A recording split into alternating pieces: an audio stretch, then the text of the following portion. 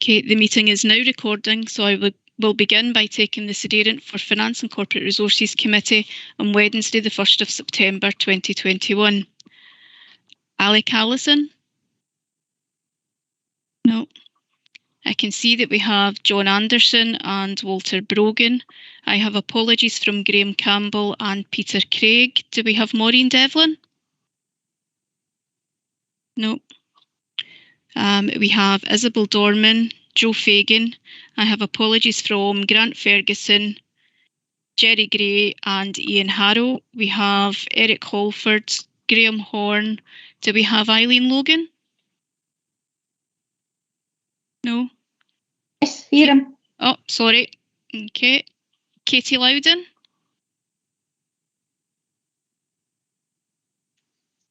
No. I have apologies from Joe Lowe. We have Monique McAdams, Catherine McClyman, Hugh MacDonald, Mark McGeever. Do we have Jim McGuigan? Present. Thank you. We have Gladys Miller, Maura Zack. Do we have John Ross? No, apologies. We have Jim Wartaw and Jared Wark. We also have Mary Donnelly substituting for Peter Craig and Richard Lockhart substituting for Ian Harrow. Do we have any other members that I have missed at all? No. Officers present today are Paul Manning, Craig Ferguson, Tom Little, Geraldine McCann, Kay McVeigh, Jackie Taylor, Brian Tees, Karen McLeod and myself, Carol Lyon. I'll pass back to yourself, Chair. Thanks very much, Carol. Do we have any declarations of interest? I see a hand up, Catherine. Yes, Gladys. It's not a declaration as such, but on item 14, as an advisor to the Lanark Community Development Trust, if it's to be noted, but if it were to go into a discussion regarding the Clydesdale Horse project and the funding for that, I would need to leave the meeting. If it's only been noted, I don't feel that I do need to leave the meeting because there's no decision been made. Thanks. No, thanks very much for that, Catherine. Richard? I would have the same problem as Catherine. No problem. Thank you very much for that, colleagues. It takes us on to item 2, which is the minute of the previous meeting on pages 5 to 14. Can we agree the minutes? There are no matters arising. Agreed. Agreed. Thank you. That takes us on to item 3, which is the minute of the appeals panel. That was from the 28th of May, and it's on pages 15 to 16. Can we agree that minute? Agreed. I'll agree, I was there. Thanks. It takes us on to monitoring items.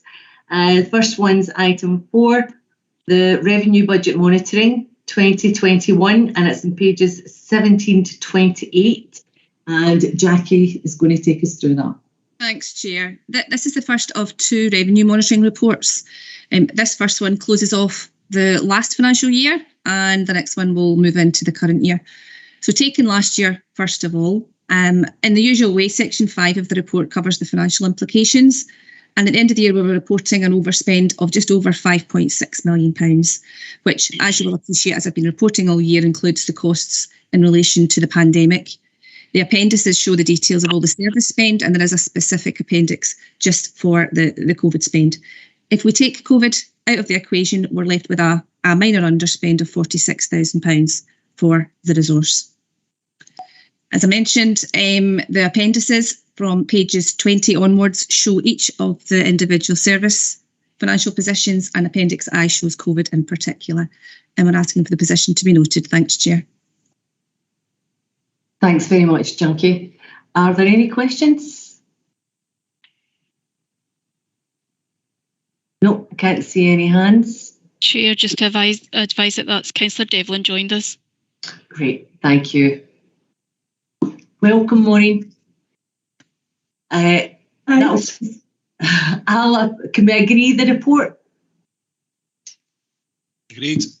That takes us on to item 5, the Revenue Budget Monitoring 21-22, pages 29 to 40, and Jackie's going to take us through that as well. Thanks, Chair. So as is explained, that's us now into the new financial year, and this report takes us up to the 16th of July. Again, section 5 of the report covers the financial implications, and at this point in time, we're reporting an overspend of £1.7 million. Again, the majority of that is in relation to spend in relation to the pandemic. If we remove the impact of COVID, we're left with a minor overspend of £36,000.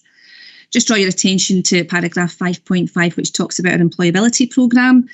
We have a substantial external funding source for employability this year, but the report's just noting that whilst we'll work to make sure that our delivery of the programme is as high as it can be, there is a combination of the marketplace, restrictions of the pandemic, and availability of suitable clients that might impact on our delivery timescales. So we'll monitor that and report throughout the year in terms of our achievement. As with the last report, the appendices starting on page 32 show the position for the full resource and then individual services, again with Appendix I covering the spend on the pandemic. And again, we're asking that the position's noted. Thanks, Chair. Thanks very much, Jackie. Do we have any questions?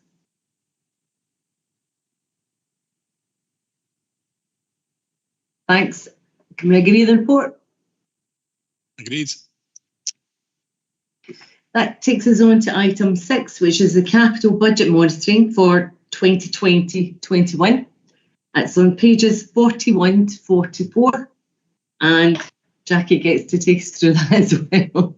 Thanks, Chair. So again, 2 reports on capital, again reflecting the old financial year and the new financial year. So first report on page 41 is us closing off the old financial year, and section 4 covers the position. We had a budget of £3.282 million for capital, and we spent £2.038 million.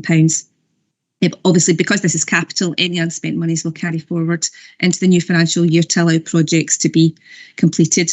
The position was slightly less than we anticipated throughout the year, and that was really due to the impact of the pandemic on a number of projects. But as I say, the funding carries forward and those projects will be delivered.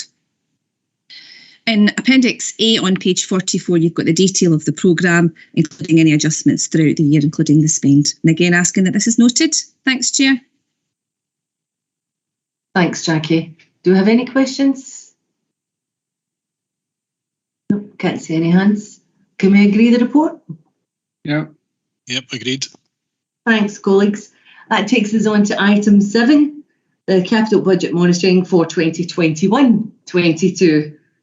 Pages 45 to 48, and you don't need to guess who's going to take us through this one. Thanks, Jackie. Thank you.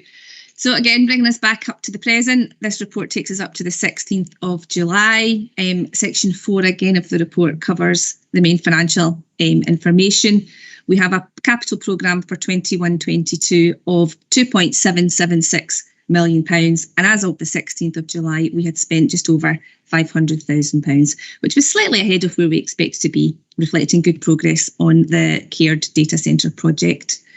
Again, the appendix on page 47 gives the breakdown of the capital programme for the resource. Again, for noting. Thanks, Chair. Thanks, Jackie. Do we have any questions? Can we agree the report, colleagues? Yep, agreed. Thank you. That takes us on to item 8, which is the Finance and Corporate Resources Workforce Monitoring. This is April to June 2021, and it's on pages 49 to 56. And Kay's going to take us through that. Thank you, Chair. Glad to spell Jackie and give her a chance to get a glass of water or something. Okay, so as you say, this is the usual workforce monitoring report covering April to June of this year. And I would say at the outset, we're comparing against a very different quarter from last year, because obviously that was during the period when we were, broadly speaking, locked down. And you'll see that when we compare the data. So at section 4, the usual attendance statistics there, and you can see for June of this year, for Finance and Corporate Resources, the absence figure was 3.5%, and that's given us a projected annual average of 2.9%, or 7.2 days for this financial year. In terms of occupational health, at 4.2, you can see 52 referrals being made over the period. and that's an increase of 32 in comparison with the same period last year, but that's just reflecting the non-availability of those services predominantly during the lockdown period. Other than that, in terms of the contents of the report, we had 7 leavers over the period, but we did manage to hold exit interviews with 43% of those employees. And other than that, the employment information in the committee report is for noting. Thank you, Chair.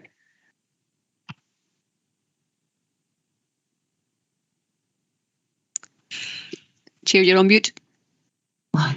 Thank you, Kay. Do we have any questions? Can we agree the report, colleagues? Right, that takes us on to item 9, which is the council-wide workforce monitoring. It's April to June 2021, and you'll find that on pages 57 to 78. And Kay's going to take us through that. Thank you, Chair. So same period, workforce monitoring, but this time covering the whole of the council, but with the same caveat that we're comparing ourselves with a very non-typical quarter from last year. So at section 4, we take you through the attendance statistics, and the council's absence rate for June is sitting at 4.7%, giving us a projected average of 4.5% or 11 days. And you can see at the bullet points on page 58 that psychological and musculoskeletal conditions remain our main reasons for absence, but you'll see there's an increase across all the areas broadly. Section 5 takes you through occupational health, and similar to the previous report, all those areas are showing an increase, but it's in comparison with last year when all those areas were suffering from either services not being available or reduced. And it's a very similar picture as well in section 6 when we talk about accidents and incidents. So the number of incidents recorded have increased by a reasonable amount in comparison with the same period last year. But it's broadly in line with the position we would have been in the year before, so just for comparison purposes. In terms of the leavers and exit interviews, you can see that at section 8. So our turnover, as I've been saying quite consistently, is still remarkably low, 0.9% for the period, or 3.6% for the year. And we managed to hold exit interviews with just under a third of leavers over that period. Section 9 takes you through our recruitment monitoring. So we had over 2,000 applications over the period. 98 of those applicants coming from a disabled background, with 35 being shortlisted for interview and 9 being appointed. 76 from a Black and ethnic minority background, 24 of those were shortlisted for interview and 9 were appointed. We're also now recording the information round about veteran applicants, and we had a small number there, 19 applicants, 11 shortlisted for interview, and unfortunately on this occasion none were appointed. So asking the committee to note the employment information within the report. Thank you, Chair. Thanks, Kay. Right, I have 2 hands up. The first hand that went up was the Durham room. Mo. Hello, thank you. I'm in sunny Durham today. I was going to ask about the recruitment monitoring figures, Kay. I don't think it'll be a surprise to you since we've been meeting about this. Now, I'm looking at the figures, and the first one that I've noticed is that disabled applicants, 98 applications, 35 interviews, and 9 appointed. Percentage-wise, 9% of total applicants got the job and 25% from interviews got the job. Compare that to total number of white applicants, 14% got the job from applications and 50% from interviews. So that means that half the disabled applicants had half the success rate from that. So that's alarming. And the second one was Black ethnic minority, 11% from total from total applications got the job and 37%, and that compared to 50% again. And the other one, again, for the veterans applicants, previous term, there was none appointed, and this time round, 11 interviewed and none appointed again. And that's to me, if the veterans are going through for interviews, it seems to be that we seem to do a box ticking exercise, but they don't seem to be getting the jobs, and that's ringing alarm bells as well. All 3 of these I'm not too pleased about and concerned about. Thank you. Thanks very much, Mo. Kay, do you want to go back on that? Thank you, Chair. Obviously, kind of in terms of the numbers, there's quite small numbers in some of these areas, which actually, when we look at the reasons behind some of those figures, can be quite helpful because it gives you the opportunity to look at the individuals. So maybe just starting with the last one first, veterans, because that's a reasonably new one, and as you would expect, I've gone and had a look at the ones who were unsuccessful for interview. And probably this is where the gathering of the information doesn't tell the whole story. So, for example, it counts individual numbers but not people. So I can tell you in the 11 that were shortlisted for interview, 2 were the same person. It was for a teacher's post.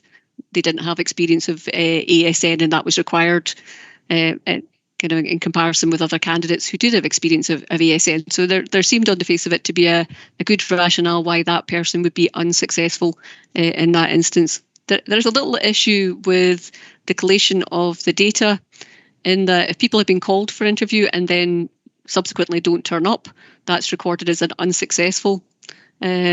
So I do have 3 of the individuals who didn't turn up for interview, and they are within the non-appointed category. So we'll have a little look to see if we can get more refinement round about that data.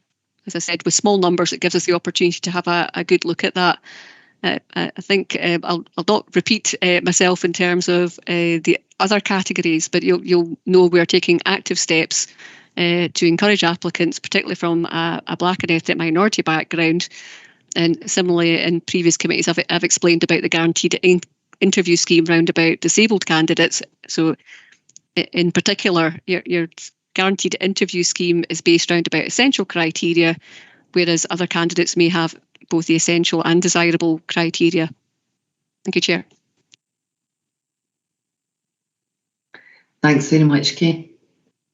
Now, I'd written it down actually as Monique first and then Jim, but I know that Jim's such a gentleman and he would let Monique go first anyway. Certainly. Thank you very much. Thanks, Chair. Kate, it was following on from Mo. I was kind of going along a similar vein, of which you have answered part of it, so I won't go back over that.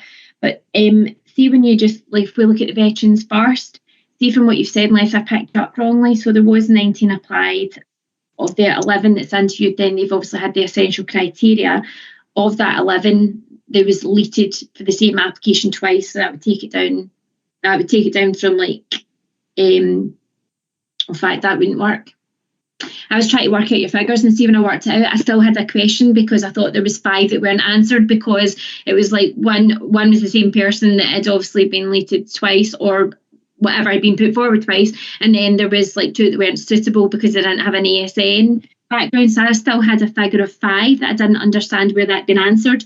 And then the other thing I was going to say was, it was just flagging up. Mo's obviously mentioned the figures, but it was just flagging up that I thought it basically didn't look great that from the actual interviews, when I had done the figures, it was flagging up that effectively, like, if you were white, then the people that actually get hired from interview was 50%, whereas disabled was 26%, veterans obviously none, and the Black and minority ethnic was 38%, but it might be 37%, and I've done my figures wrong. I just felt that though that still wasn't a good reflection, and it was, rather than a criticism, it was more a case of, is there something else that we could do differently that then encouraged more people to apply? Is there something that we should be doing differently when we're logging our figures? Like, as you've correctly said, somebody doesn't turn up, it looks as if they've been unsuccessful, whereas that's actually not the case, which means that the figures that you're giving us, although they are helpful and we very much appreciate, they don't actually accurately reflect what's going on, which maybe means it doesn't paint the authority in the best light, or the correct light maybe would be better put across. MK. Kay, can you come back on that one? Yeah, of course. We obviously use the national system, which produces national reports, and it's reasonably straightforward if I've got a small number to go back and look at the details of the individuals, which is why been able to do that with the veterans on this occasion. We'll have a look to see if there's any further refinement or a request round about reporting that we could put back in through COSLA to make those reports a little better for us, because I would agree it's not, people can be unsuccessful for different jobs, and that will be entirely correct. They're perhaps slightly different requirements in two different roles. But equally, if they're applying for what looks like almost exactly the same job, it probably would be better to hear about how many individuals rather than how many posts did they apply for. The issue round about those who don't turn up for interview, which does happen from time to time, as it happens in this group, there was a couple of seasonal jobs in there, so presumably folk have got something else that is a bit more permanent for them. Again, we'll have a look and see whether we can provide some refinement round about that. And I'm aware we talk often about percentages at this committee, so we'll also have a look at the reports and see if we can tweak what we're presenting, so folk are not having to sit with their calculators and work that out. So we'll try and introduce that as an additional item. Thank you. That'd be good. Thanks very much, Kay. Jim? It's a question about recruitment. It's not directly related to the figures in the paper, but there's a problem now which is becoming fairly evident of a shortage of drivers, particularly HGV drivers, and that is going to get a lot worse with the run up to Christmas. Is that going to impact on our ability to recruit drivers and to train drivers, for example, to drive snowplows? Because that's a couple of years ago we had a big problem actually maintaining enough snowplows on the road because we just didn't have enough HGV drivers. Is that being monitored by the council, and is it likely to have any kind of effect, especially during the winter months? Okay. Thank you, Chair. It is absolutely a situation that we're aware of both locally and nationally. Like myself, you'll have been following some of the news reports about shortages in various areas because drivers are not available to deliver across the piece. I would say that that's for a couple of reasons. So quite well understood. There is overall an increase in driving requirement. So like many people, there's a lot more deliveries going on than perhaps there was pre-pandemic. But the other side of it is there's been a non-availability of the testing in order for people to become qualified as drivers. So as a council, we've been looking at where we can access HGV driver qualifications, and we've been quite flexible about where that can be carried out. So it kind of comes as no surprise, Jill Batty, our advisor in that area, is having a look at all that and maximising what we can get. It doesn't detract from the fact that there is a national shortage of drivers in that category, and as a result you can see the salaries increasing across the piece as other organisations try to attract any drivers that are looking to move.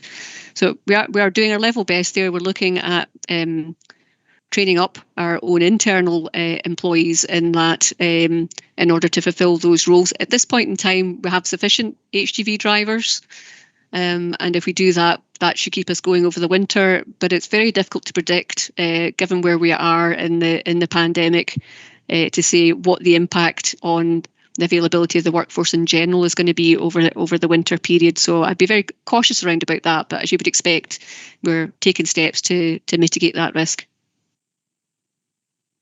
Yeah, there was just the follow-up, you mentioned it there, it was in terms of, wage rates are likely to increase in the private sector, especially, in the next few months. Are our wage rates competitive with the wage rates in the private sector if the wage rates in the private sector increase significantly?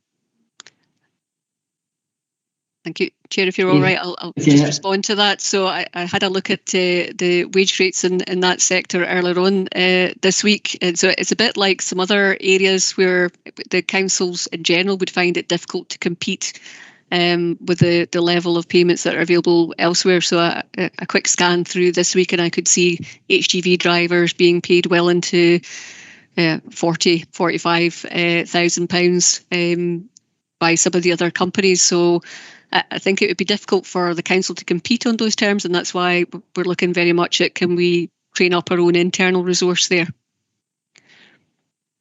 Thank you, Chair. Thanks. Thanks, Kay.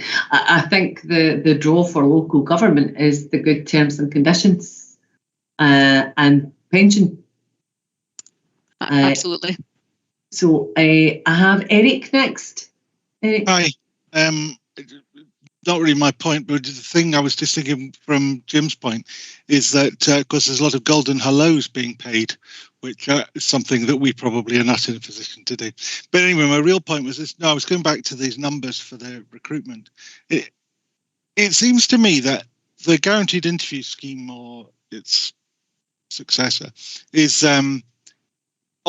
should increase the number of disabled applicants, should increase the proportion of them that would get an interview, but lead to the same proportion result at the end of the day. In other words, you're encouraging more people to come forward, but you wouldn't really expect to end up recruiting significantly more disabled people than able-bodied people. But you'd see what I would call a hump in the middle between the applicants' interviews and then falling back down to those appointed. But that's what we're not seeing. And that's what's sort of surprising me, in that the proportion of those shortlisted for interview is broadly the same as it is for the number overall. What would be quite useful to stop me having to calculate this every time would be to show a percentage of those originally who applied who finally get a job. Bias, because that's the whole point of the scheme is to provide an even playing field, not to provide a specific advantage to certain groups of people. So specifically for the veterans and for the disabled people, it'd be quite nice to see just that proportion as a percentage shown in perhaps a further column. So I'd just like to see that. That would be helpful and save me calculating it every time. Thank you. Kay, is that something you can have a look at? Yeah, so, sorry, when I was talking earlier about adding percentages to the report, that's exactly what I was talking about. Thank you. Okay. Monique. Hi, thanks, Chair. It was just to come in on what Kay's now touched on. I just wanted to check when Kay was talking earlier on that we were on the same page. So I just wanted to check that it was going to be done in percentages, and it's a bit like what Eric just said. It was so that you could actually see. So it wasn't so somebody got an advantage over somebody else, but it was to make sure that there was like equity in a level playing field. So it was, I know that, Kay, you've got to report your figures in a certain way because obviously got to be fed in nationally. But I was going to say, could we have the figures differently for us at committee so that it showed the percentages and also it actually showed across the board, like say for instance, how your figures were made up, i.e. if somebody hadn't turned up, so that it was reflected that way, so that it actually showed the correct figures for us. And Chair, I didn't know if that was something that we could just agree, like here, that Kay would actually like do that, so we're all on the same page, or if something needed to get put forward as a motion. So I just wanted to ask. Kay. Thank you. Yeah. So the percentage we can get added in, and that'll save people doing that. It's just another column in the report. In terms of discounting people who haven't turned up, that's the bit I'll need to get from a report via COSLA. It's a national system, so I need to ask them for whether they can add that to one of the standard reports. So when we've got that, I'm sure we can reflect some of that within the content of a workforce monitoring report. Okay, thank you very much, Chair. Thanks, Kay. Thanks, Kay. Mo, you've still got a hand up. Do you want to come back in again? Yes, please. I want to go back to disabled applications. I'm looking at this and saying that just the success rate for white applicants at 50% from interview, and the disabled application success is 25%. Last year, 2020, there's 39% success rate for white applicants and 39% for white applicants and 20% for disabled applicants. I'm just puzzled why we've got year in, year out periodical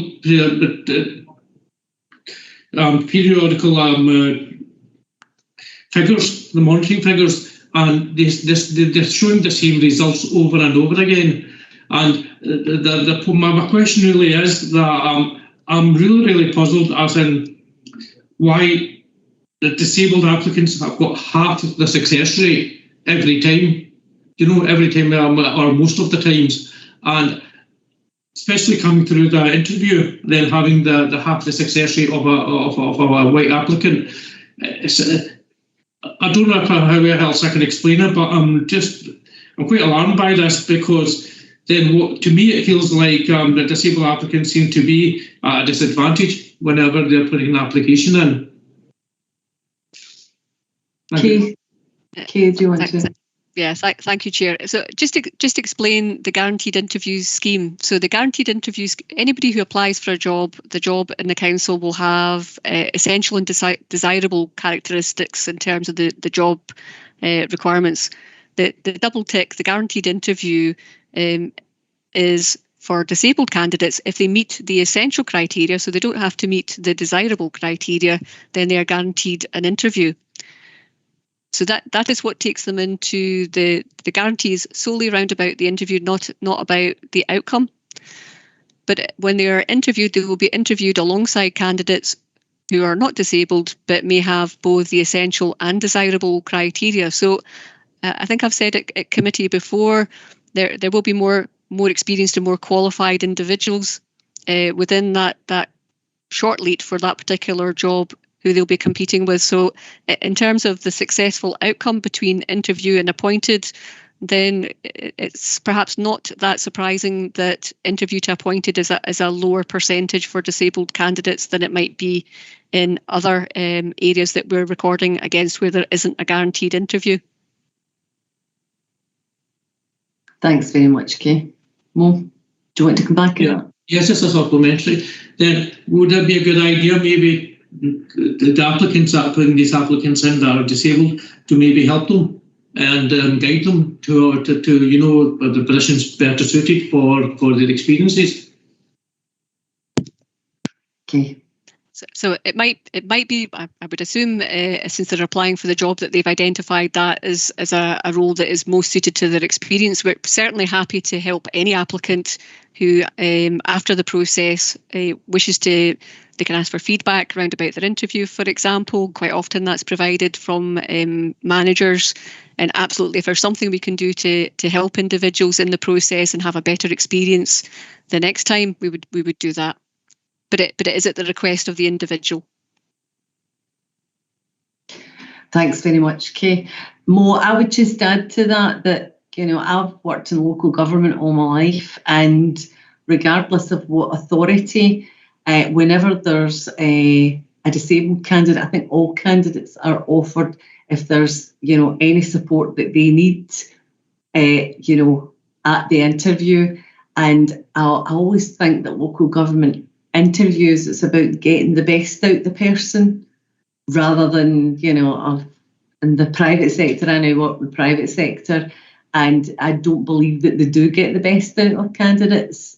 But yeah, I'm sure if Kay can look at the figures and can look at, just break them down and see what's actually happening. Thanks very much, Kay. Any other questions? My participants keep vanishing. I'm sure you all have the same problem at the moment with this version of Teams. Can we agree the report, colleagues? Agreed. Right, that takes us on to items for decision. The first one's item 11, and it's the prudential indicators, treasury management activity and the annual investment report. And it's for 2020-21, and it's on pages 87 to 106. And Jackie, you've had a long rest now. Jackie's going to take us through it. Chair, I think we've got paper 10 to cover first of all, which is our Treasury Management Activity Report. So we have. That's okay. It's Treasury Management that. It's all Treasury Management. It's still a monitoring item. Yes. Jackie's right. It's Treasury Management Activity, first quarter, and it's pages 79 to 86. Thank you, Chair. So as Chair explained, this is the first of two papers that are linked to our Treasury Management world. The first one is our normal quarterly report. This has taken us up to the first quarter, the 30th of June for the year. So market performance is covered at section 4, and as I've been reporting over recent times, the bank rate has remained unchanged. Our debt and borrowing position is shown at section 5, and table 1 over the page on page 80 shows our borrowing position, and to date we haven't taken any new borrowing for the year. We do have a borrowing requirement and we'll take that in due course, but for the moment we're using our cash balances to meet capital spend. Investment activity is covered at section 6, and this is where we discuss where we place any deposits of our cash balances. And members will remember that we have an annual investment strategy report that's approved every year that includes details of what permitted investments that the council can make. Over the page on page 81, we have a table that shows where we have deposited funds. And again, in a similar vein to previous reports that I've taken to committee, we can see that the majority of our money is placed in the UK Government Deposit Facility or with other local authorities, and the balance being with the Bank of Scotland and the Royal Bank of Scotland. Continuing the theme around our deposits, management of risk is covered in section 7. And again, over the page on page 82, you can see the credit rating agencies' view on each of the counterparties where we've placed money. And again, that shows that nearly 78% of our deposits have been made with counterparties of very high credit quality. So that's the government or other local authorities, with the balance being with the Royal Bank of Scotland and the Bank of Scotland that still meet the criteria as a approved investment for the council. Over on section 9 on page 83, we have a couple of indicators for Treasury management that we're required to report on. The first one's for external debt, and limits are set at the start of the year for our external debt, and I can report that we are still within those limits. And also at 9.4, we have an indicator that talks about our maturity structure. So this is when our debt is due to be repaid. And what that measures is to make sure that we don't have large concentration of debt that needs to be repaid all at the same time at interest rates that we might not know about. Again, we're within the limits that we've set at the start of the year. So as you say, it's a monitoring report for noting. Thanks, Chair. Thanks very much, Jackie. First hands, Eric. Sorry, just a quick question. In 5.4, you have an expected borrowing requirement of 1.94 million. 194 million. Is that a net figure, and is it net from the 1005 or from the current position at 966? So the 1005 is our current debt. Right. And the 194 million is debt that we still got to take, and that reflects our capital programme for this year and also borrowing that we were taking for last year's capital programme as well, because again we delayed our borrowing as we had cash balances that we could spend instead. So if we hit your target, we'll end up with 1.199 million of borrowing at the end of the year. Yes, but we'll have to deduct then any debt that's due to be repaid back. That's what I meant. That's what I meant. Was it a net position, or is that what we're going to borrow, but we've got a debt repayment as well to come? So what's the net position? We will have more debt to repay as well. Yes. So those three factors come into play: new debt, existing debt, and then offsetting any debt we've got to pay back. And did I miss it, or is there a statement of how much we've got to repay in that period? I'm just trying to work out where we're going to be at the end of the year, that's all. That at the moment we have repaid back £39 million, and that's in that table. I don't have details to hand, Councillor, on the rest of the year's debt repayments, but I can get that for you and feed that back. If you wouldn't mind, I'd just like to know what you project the final borrowing figure to be as at 31st of March next year. That's fine. I can get that. Thank you. Thanks very much, Jackie. Any other questions? Can we agree the report? Agreed. Okay. That now takes us on to item 11. And it's still on pages 87 to 106. And Jackie's going to take us through that. Thanks, Chair. So this report actually picks up the requirement for us to report on 3 different things, all related to Treasury management: prudential indicators, Treasury management activity, and also our annual investment. And this all relates to the last financial year. There are definitely crossovers with information that I'll report as part of this report that you've heard already as part of the New Year report. So in terms of the background of the report, this gives the details of what regulations and codes require us to report on these things. So firstly, in terms of our Treasury management activities, it's the SIPFA Code of Practice for Treasury Management that requires us to report every year on our activity. The second requirement is around our prudential code and indicators, and again, it's the CITFA prudential code that requires us to do that. And then finally, our annual investment report is governed by the Local Government Investment Scotland's regulation, and that requires us at the start of the year and at the end of the year to produce a report on our annual investments. That report has to go to full council for approval, and you'll see that when we come to the recommendations. So each of these 3 reports are detailed in your appendices, but the actual report on page 88 and 89 summarise what's included in those appendices, and that'll save me taking you through all of the appendices. So firstly, Treasury Management Activity is covered at section 4, and that report actually covers, again, the information on our debt and our interest rates that we've achieved throughout the year, and they're detailed there, as I say, at section 4 for you. It also covers the deposits that we make, again, very much linked to the report that we've just had at number 10. Section 5 of the report covers our requirement to do our Treasury Management and Prudential Indicators report, and that's covered in detail at Appendix 2 of the report for your information. What that tends to pick up is around our capital expenditure for the year, and again, Section 5 of the committee report summarises all of that for you. It also covers the borrowing position, and that includes our requirements around our new capital programmes, but also our debt related to our PPP finance lease liability as well. Our capital financing requirement, which is our underlying need to borrow, is also included as part of that report. And we also have information in there, again, around our indicator, around our requirements to borrow and the limits on our borrowing requirements. And again, as it reported as part of the New Year report for last year, we were within our limits for the debt that we had. And finally, at section 6, our annual investment report is covered. Appendix 3 gives you the full details of that report. This really focuses on our deposits for the year and absolutely reporting that all our deposits were in line with our approved lending limits and our credit rating criteria. As in a similar vein to the last report, 84% of our deposits were made with counterparties of a very high credit rating, which were the UK government and other local authorities. And again, the remaining deposits were with the Bank of Scotland and the Royal Bank of Scotland. So that's a summary of the report. In terms of the recommendations, we are asking that the Treasury Management Activity be noted and that the Prudential Code indicators are also noted, and they're at Appendix 1 and 2. In terms of those 2 reports, we're asking that they're referred to the Executive Committee for noting.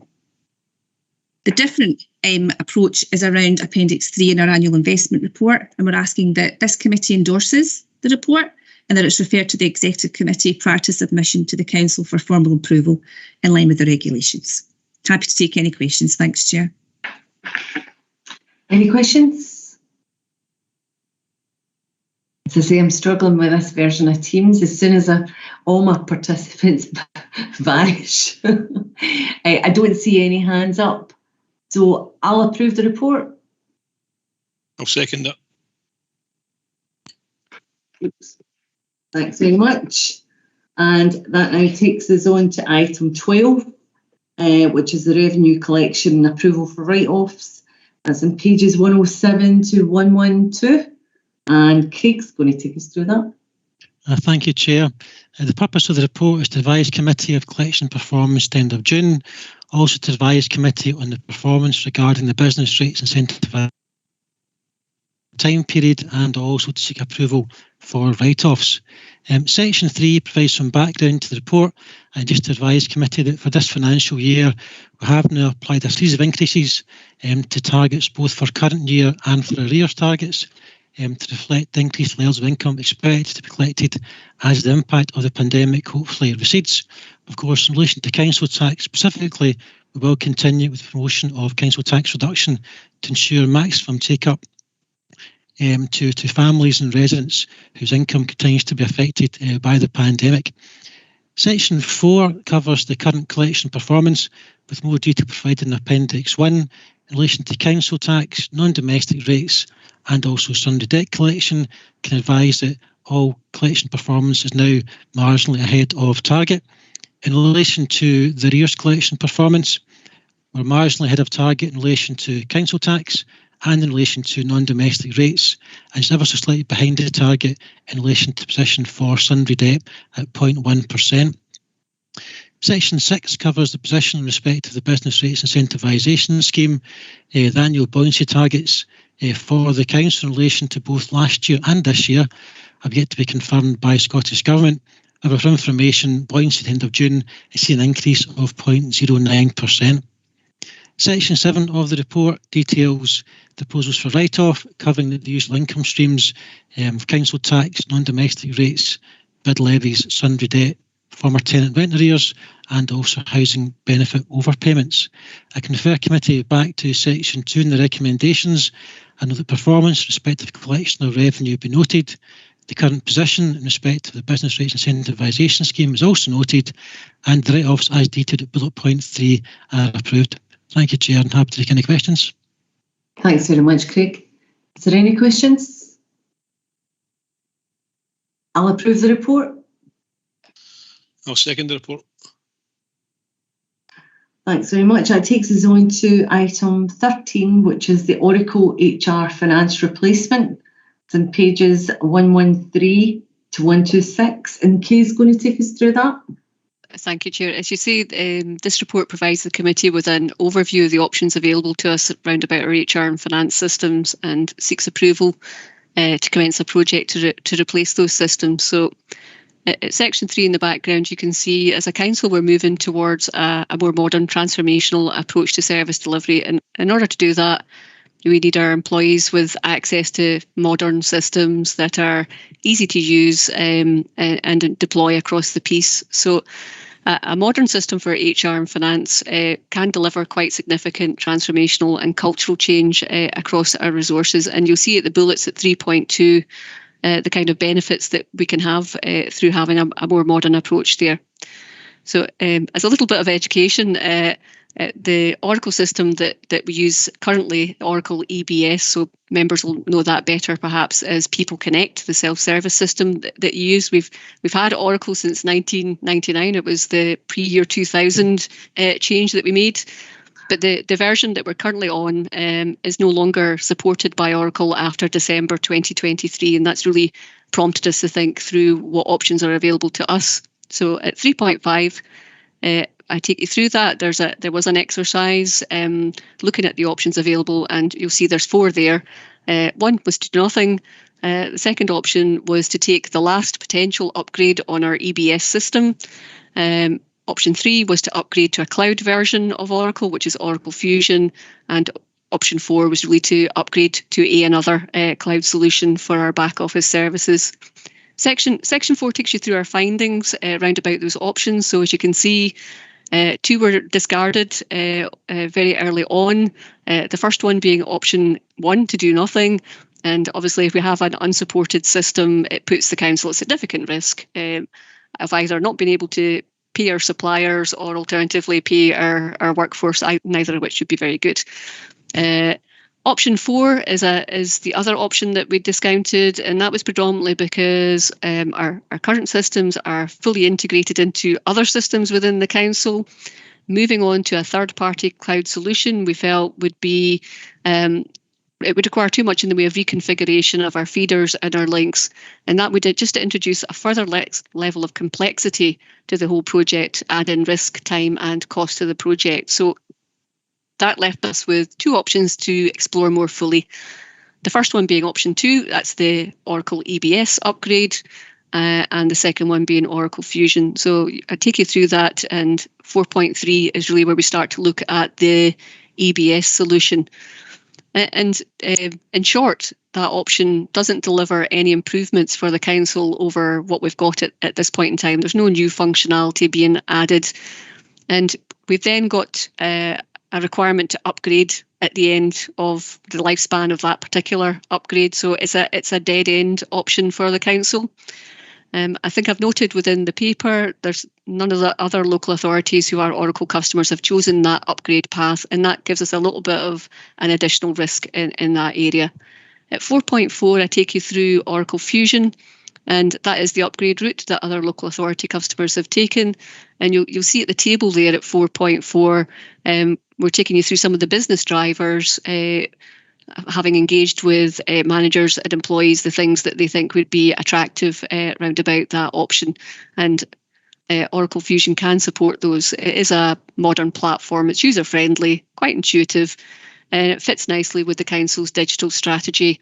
It gives us a level of future-proofing that we don't necessarily have in our current version.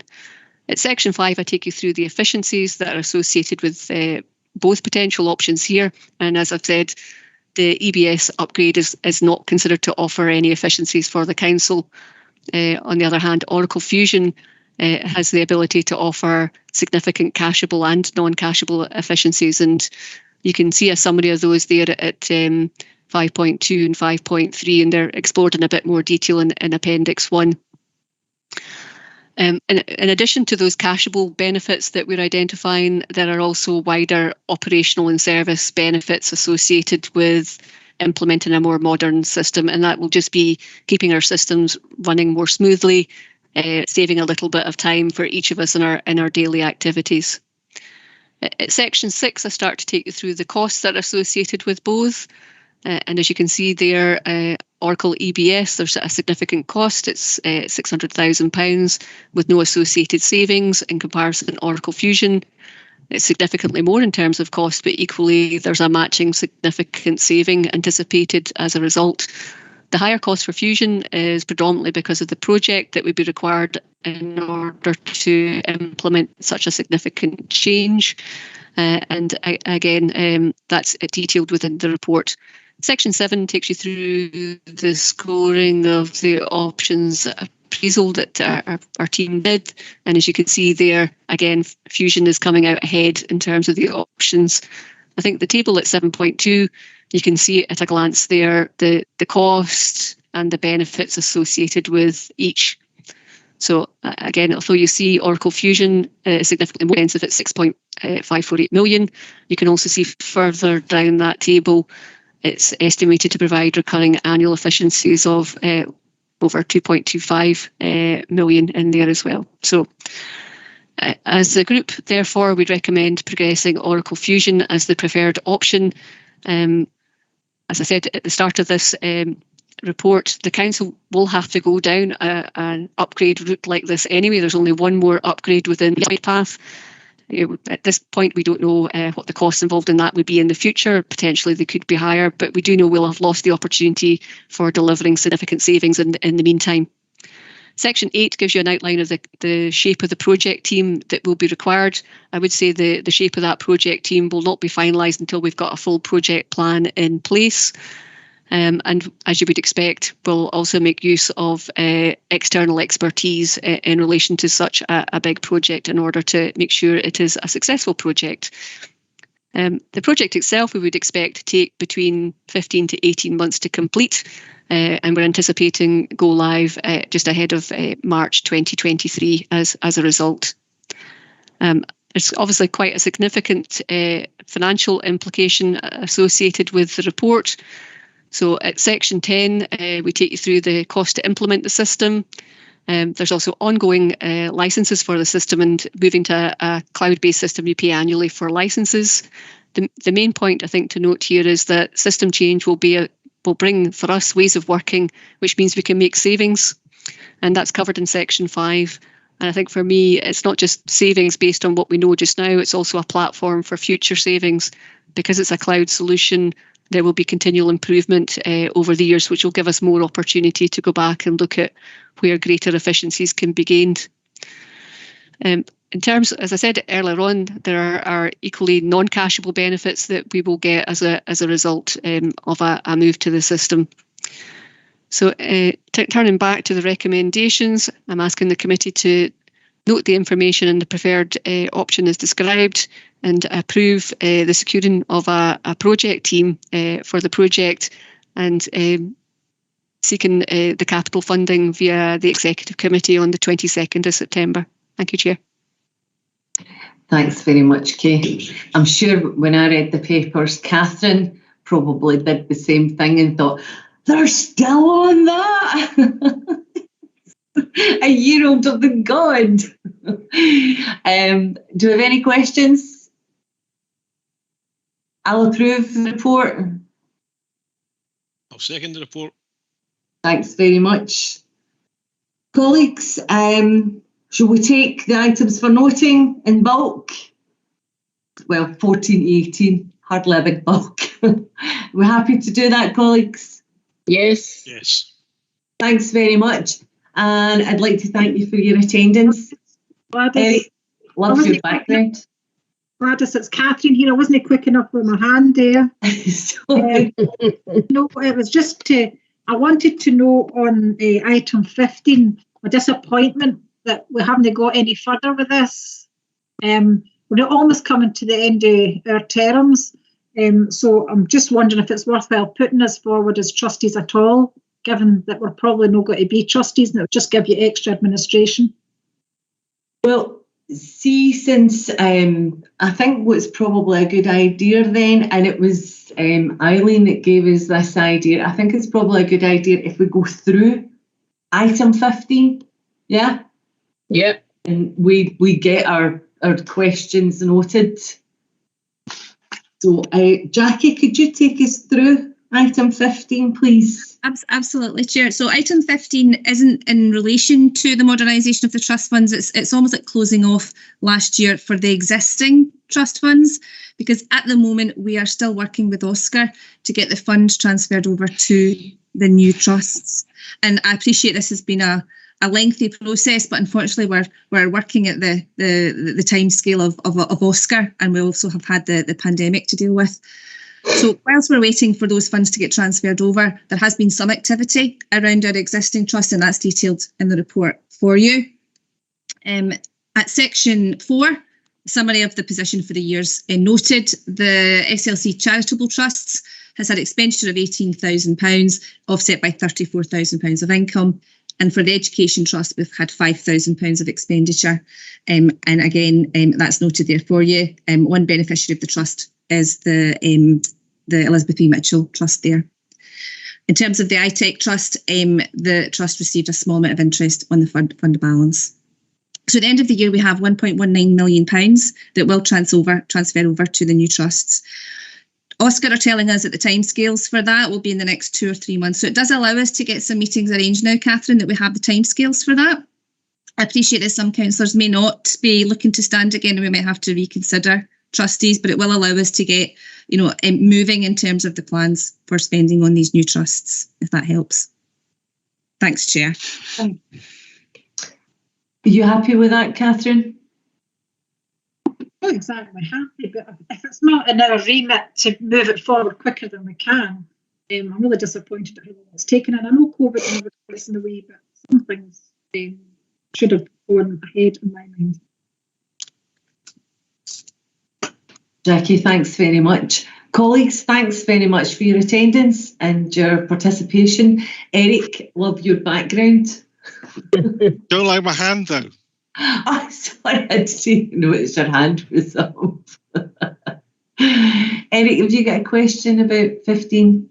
Or a comment, really. Catherine kind of beat me to it. Been getting my hand up, but yes, very frustrated with the timing of it. Early last year, we got the idea that Oscar seemed to be content with how things were going. Then back in the spring of this year, we were going to have a meeting in the summer. Today is the first day of autumn, and yet we still haven't had a meeting. And it is becoming a little bit frustrating that this does seem to drag its heels.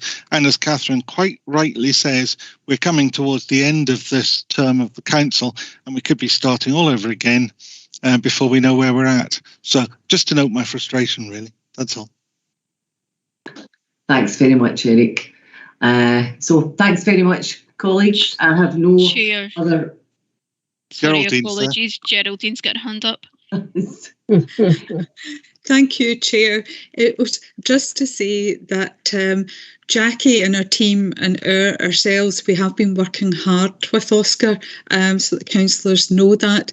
And we now have Oscar on board. They are working with us. They've met with us, and they fully understand why we need to push this forward. So we finally saw light at the end of the tunnel after quite a long period of time of silence.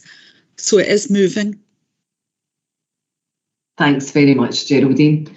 I have no other no urgent business. And thanks very much. Enjoy the rest of the afternoon.